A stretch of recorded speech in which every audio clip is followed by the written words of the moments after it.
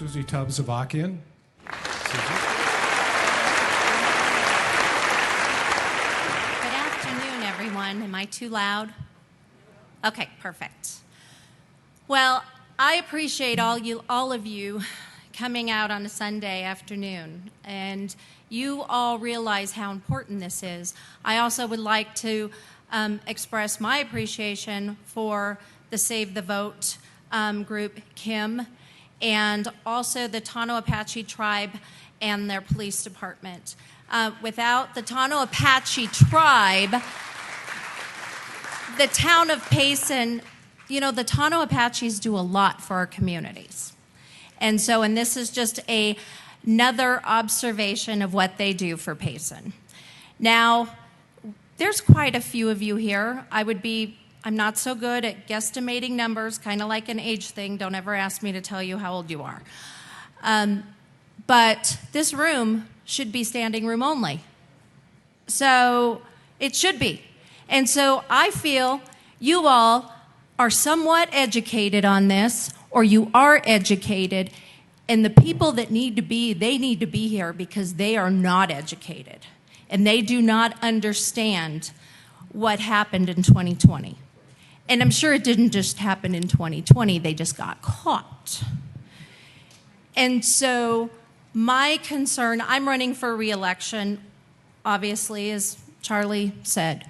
I'm running for re-election for town council. Jim and I seconded Jim's vote to put that proclamation on the agenda.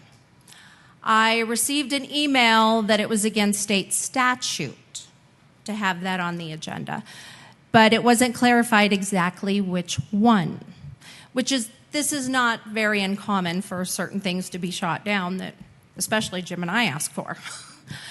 And this is very, very important. In 2018, I ran as a write-in candidate.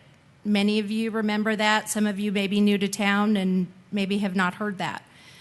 Back then, you all had to write my name in, and it had to be spelled correctly. And so that was a real education. We had to do a lot of education to get that out there to people. And during that time, there was some resistance about us being within or without being outside the 75-foot zone because I was not the desired choice of the people running the poll locations. Some of them include churches, which they all three are churches. And 2 years ago, we had individuals that have claimed that they have done research and these people work at the county, and they found out after they voted, they turned their vote in to the county. Their votes were not counted. It showed this person told me 2 weeks ago, it showed she did not vote. So that is alarming. This is a person that works at the county. She knows the process.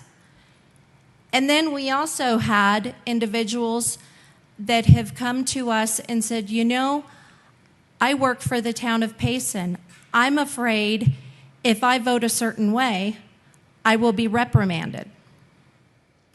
So that's voter intimidation. We have a lot of intimidation going on in our little community. So if it's going on in our community, it's going on around the state of Arizona, and it's going around nationally. And those things are not okay. Those things are not okay. We should not feel intimidated to vote for Doug Laird, to vote for Steve Otto, to vote for Jim Ferris and Cherokee. Oh yeah, and SUZY Tubbs too. But anyone, you should not feel intimidated. There's something wrong with the process there.